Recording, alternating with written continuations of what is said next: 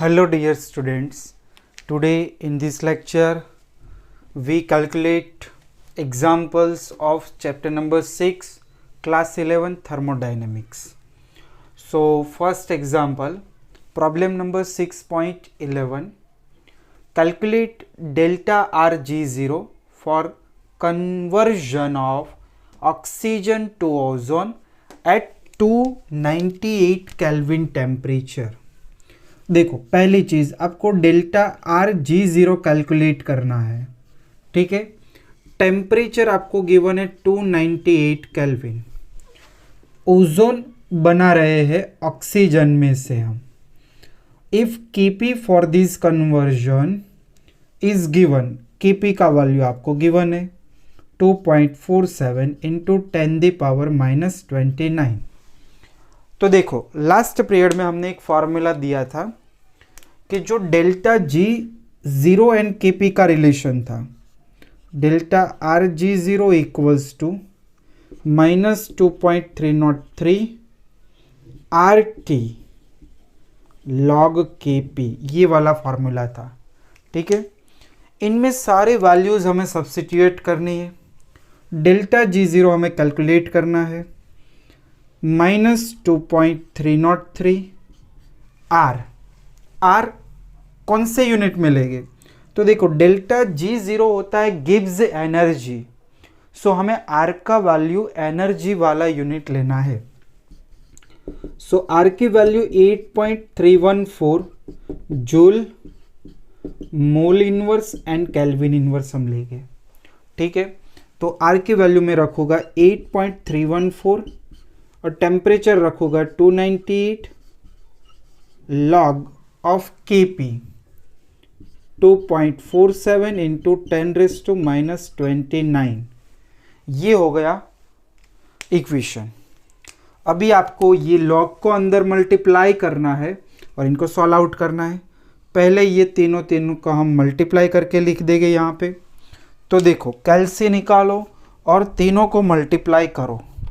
2.303 into 8.314 into 298, so answer मिलेगा 5705.8 into ये हो जाएगा log 2.47 प्लस log 10⁻⁻29, ठीक है। ये माइनस में आंसर आएगा -5705.8।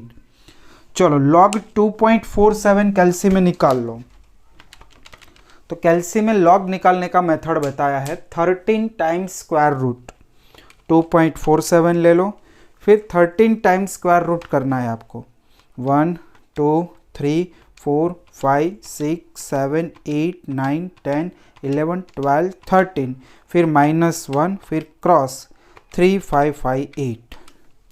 सो आपको आंसर मिलेगा 0.3927 और ये 10⁻⁻20 पावर आगे आ जाएगा, सो -29, सो -5705.8 और इनको सॉल्व आउट करो तो -29, यानी आंसर आपको मिलेगा -28.607।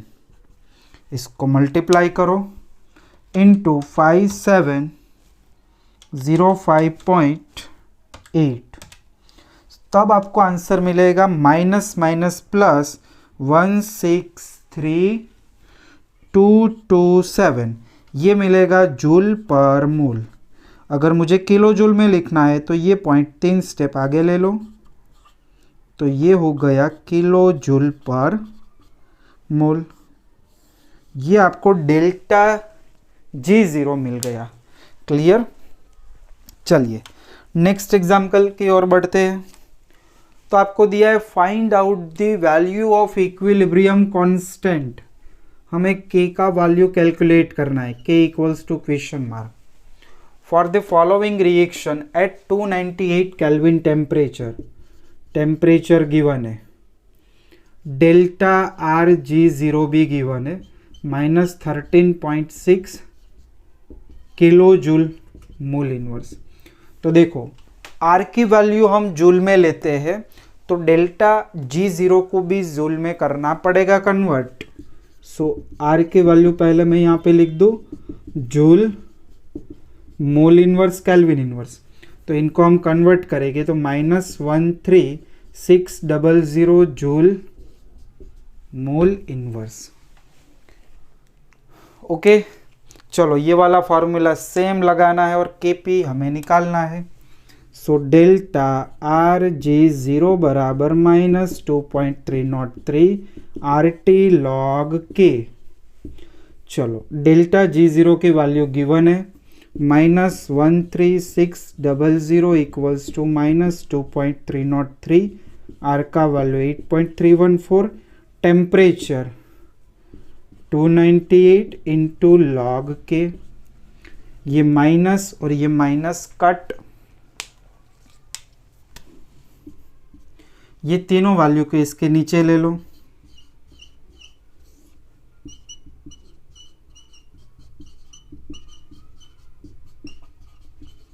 इक्वल्स टू लॉग के। अभी क्या करना है, डिवाइड करना है 13600 अपॉन 2.303 अपॉन 8.314 अपॉन 298। सो आपको आंसर मिलेगा 2.3835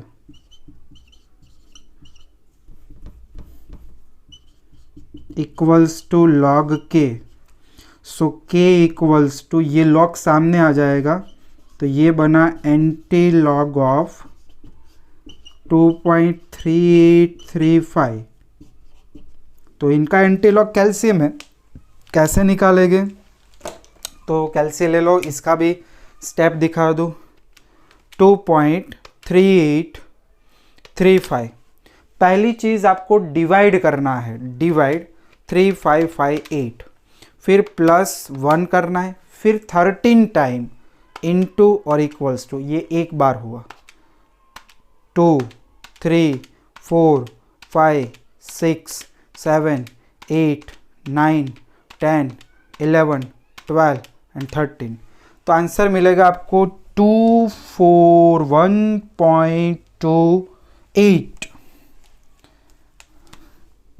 241.28, यानी इसको साइंटिफिक में लिखे तो 2.4 इंटू 10⁻²।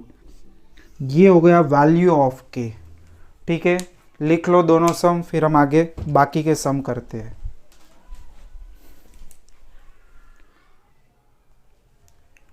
देखो फिर आया है प्रॉब्लम 6.13, लास्ट सम, के 60 degree Celsius dinitrogen tetroxide is 50% dissociate. Dinitrogen tetroxide है, वो 50% डिसोसिएट हो रहा है। So calculate standard free energy यानी delta Rg0 at this temperature and 1 atm pressure. तो देखो टेम्परेचर तो आपको गिवन है 60 डिग्री। सो पहले हम लिखेंगे टेम्परेचर 60 प्लस 273, यानी ये हो जाएगा 3 6 और 7 30 पावर 1 3 केल्विन टेम्परेचर होगा। चलो रिएक्शन, डाई नाइट्रोजन टेट्रोक्साइड यानी होता है N2O4, ये कन्वर्ट हो रहा है NO2 में, 2 मोल गैस बना देगा NO2। आपको यहाँ पे बोला है इसका जो प्रेशर P टोटल प्रेशर है वो 1 atm है, 1 एटमॉस्फेयर, और इसका जो डिसोसिएशन हो रहा है वो 50% हो रहा है, ये आपको बोला है। तो हम यहाँ पे गैस कर लेते कि इनिशियल इनका मोल है 1 और ये है 0। क्लियर। फाइनल में क्या होता है, या एट इक्विलिब्रियम बोलो या फाइनल बोलो, तो एट इक्विलिब्रियम में क्या होगा, तो इक्विलिब्रियम में इसका 1 मोल में से 0.5 मोल कन्वर्ट हो जाएगा। देखो 50% डिसोसिएट हो रहा है, यानी -0.5 हो जाएगा, और यहाँ पे क्या होगा 0.5 बनेगा और इसके 2 मोल्स है तो ये होगा 2 इंटू 0.5, दैट इज ये इक्विलिब्रियम पे 1 हो जाएगा और ये इक्विलिब्रियम पे 0.5 मोल हो जाएगा। दोनों के मोल्स है, मैं यहाँ पे लिख रहा हूँ इनिशियल मोल फिर एट इक्विलिब्रियम मोल, ठीक है। चलो अभी मुझे यहाँ पे डेल्टा G0 फाइंड आउट करना है, मैं यहाँ पे लिख देता हूँ।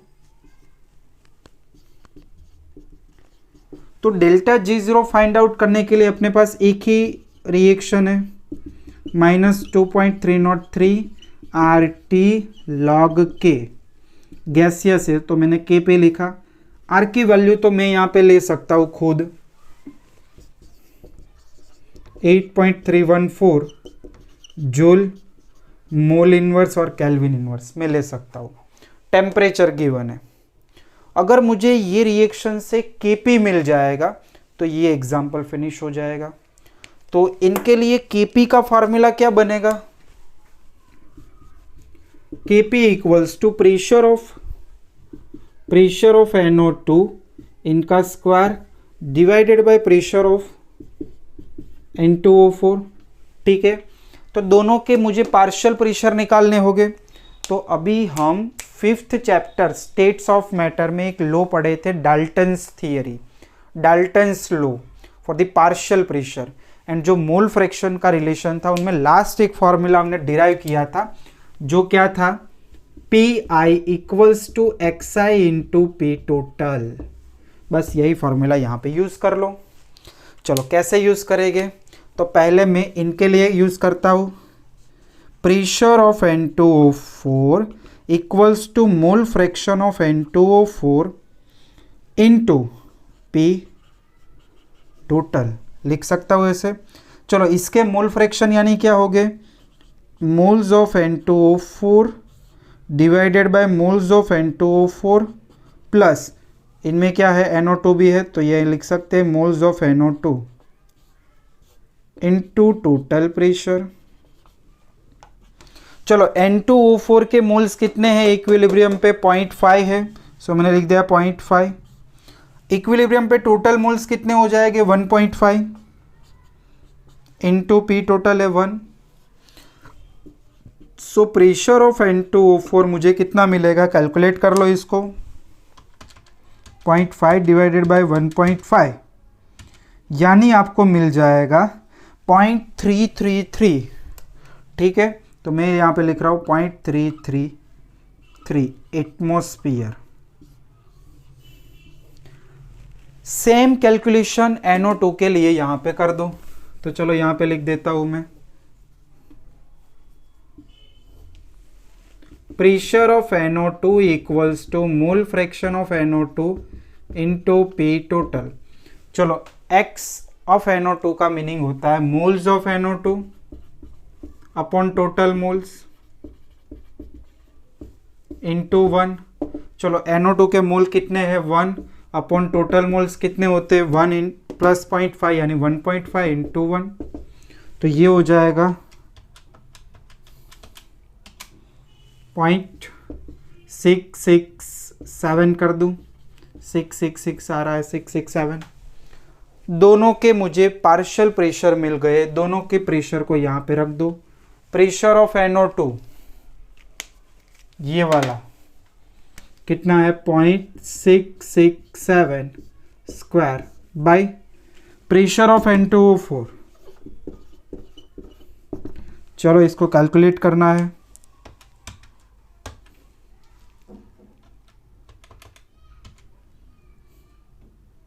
सो आपको आंसर Kp मिल जाएगा 1.33, ठीक है।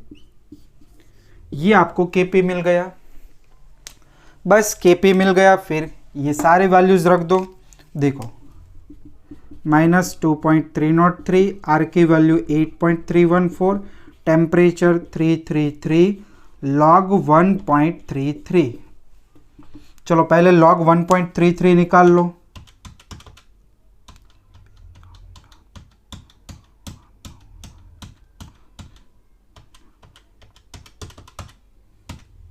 तो आंसर मिलेगा 0.1238, 0.1238, बाकी एज इट इज।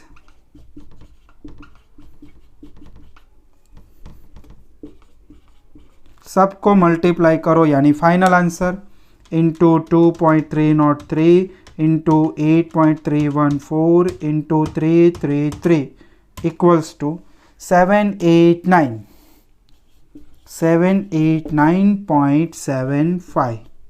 ये होगा जूल पर मोल। क्लियर है, इतना आंसर आएगा। तो फिर से एक बार चेक कर लेते हैं।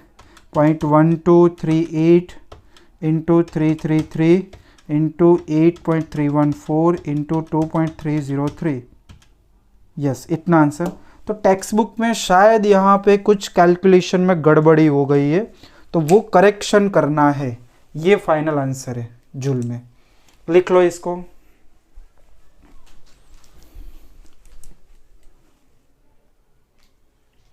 ओके देखो फिर एक एक्सरसाइज का 6.14 इंपॉर्टेंट सम है। देखो, calculate the standard enthalpy of formation of methanol from the following data.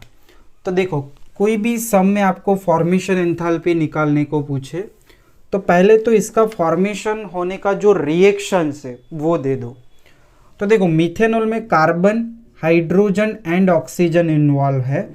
So carbon एक ही है तो कार्बन प्लस हाइड्रोजन यहाँ पे 4 है, सो 2 moles of hydrogen plus oxygen एक ही है, so half mole of oxygen, it gives methanol. इनका हमें फॉर्मेशन एंथैल्पी कैलकुलेट करना है। ये है इक्वेशन नंबर 1। इसको मैंने क्या दे दिया, इक्वेशन नंबर 1 दे दिया। अब इक्वेशन में जो डेटा है वो देखो CH3OH प्लस 3/2 ऑक्सीजन करके आपको दिया है एक रिएक्शन।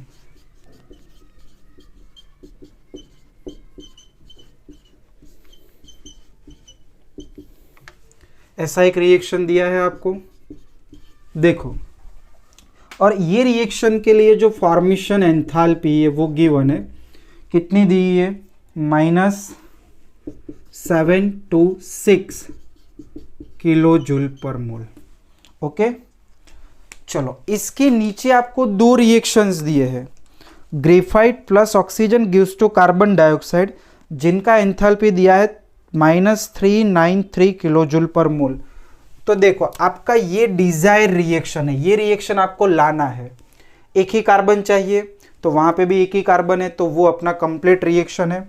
तो इनको हम लिख देंगे यहाँ पे carbon plus oxygen, it gives carbon dioxide.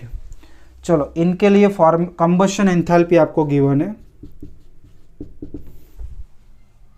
-393 kilo joule पर मोल। Okay yes. फिर देखो आपको यहाँ पे हाइड्रोजन 2 मोल्स चाहिए। नीचे आपको एक वाटर की फॉर्मेशन एंथैल्पी दी है जिनमें हाइड्रोजन एक ही मोल है, तो वो रिएक्शन को डायरेक्टली मैं 2 से मल्टीप्लाई करके यहाँ पे लिख रहा हूँ। तो देखो क्या हो जाएगा, 2H2, फिर 2 से मल्टीप्लाई करूँगा तो हाफ कट जाएगा यानी oxygen, it gives 2 moles of H2O। और वहाँ पे जो फॉर्मेशन एंथैल्पी है वो ट्वाइस हो जाएगी, 2 इंटू कितनी दी है, -286 किलो जूल पर मोल।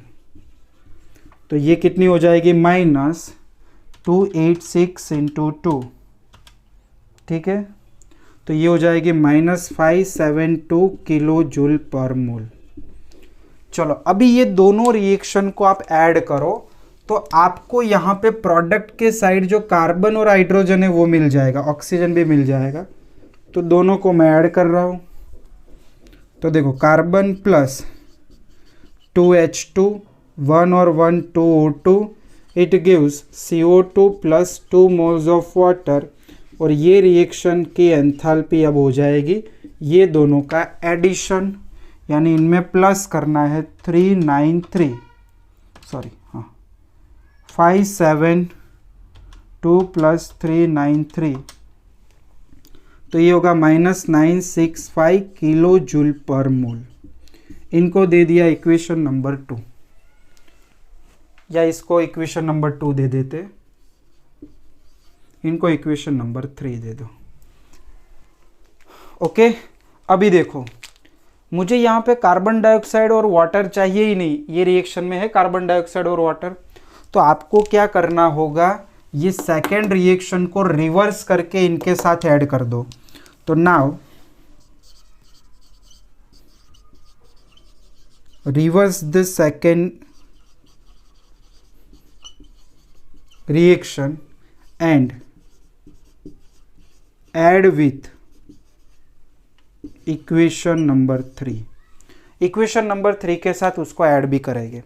तो मैं इसको पहले तो रिवर्स कर रहा हूँ, तो मुझे क्या मिलेगा, CO2 plus 2H2O, it gives CH3OH plus 3/2 oxygen. अगर मैं इसको रिवर्स करता हूँ तो इसकी एंथैल्पी भी चेंज हो जाएगी, माइनस है तो वो प्लस हो जाएगी। ठीक है, अभी ये दोनों को मुझे क्या करना है, प्लस करना है। सो मैं यहाँ पे ऐड कर लूँ ये दोनों को, 3 और 4 को।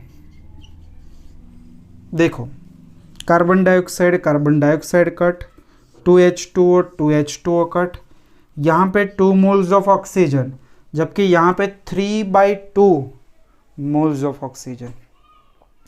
क्लियर, 3/2 यानी कितना होगा, 1.5। तो यहाँ से 1.5 और यहाँ से 1.5 कटा, तो ये आधा मोल ही बचा ऑक्सीजन। सो रिएक्शन हो गई carbon plus 2 hydrogen plus half oxygen, it gives methanol. तो ये दोनों को ऐड करना होगा, तो ऐड कर लो। तो आंसर मिलेगा, फॉर्मेशन एंथैल्पी इसकी होगी -239 किलो जूल पर मोल। ये हो गया आंसर। क्लियर, लिख लो। फिर बाकी के सम प्रैक्टिस करना एक्सरसाइज के, ठीक है।